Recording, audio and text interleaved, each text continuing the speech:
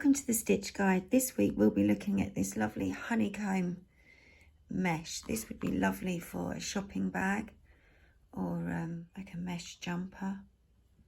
I sort of stumbled on that. I was trying to think of the word for a jumper, but it's great, isn't it? It's got all these hexagons. I love it.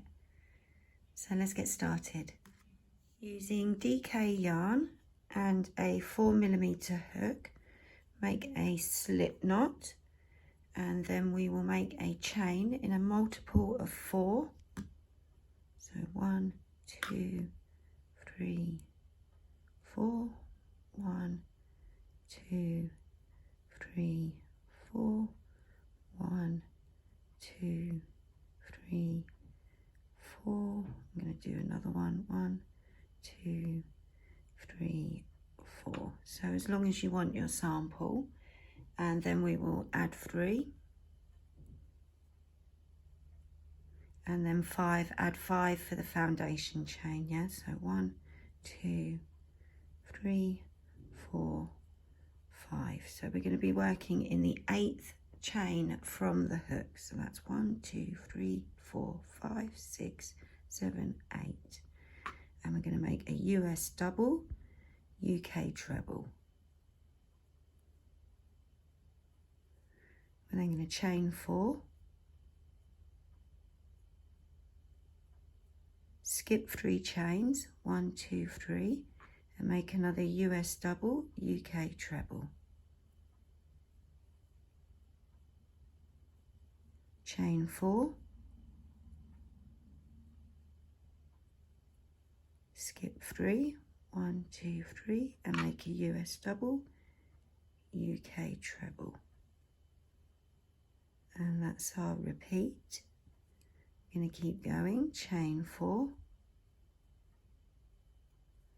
skip 3, and make a US double, UK treble. So if you're making a long sample, you can press pause. If not, we're at the end of our sample. 1, 2, 3, 4. Make the last US double, UK treble into your last chain. And that's the end of row 1. For row 2, we're going to chain 5. 1, 2, 3, 4, 5. Turn your work, and we're going to make a US double, UK treble into that chain 4 space from the last round. Chain 4, and then into the chain 4 space, make a US double, UK treble, and that's our repeat. So we chain 4, and then make our stitch into the chain 4 space from the previous round. So you can press pause, and I'll see you at the end of the row. So when you get to the last sort of hole, I guess, we're going to chain 4 as normal, and into the last space. We then start this round exactly the same as we did the last. Chain 5, turn your work, and make a stitch into that first space.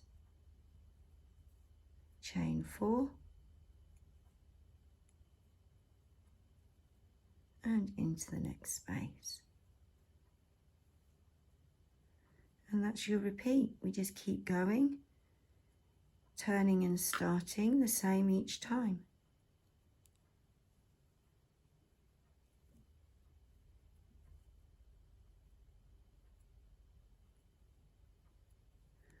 Let's just finish this one, and then we can have a look at.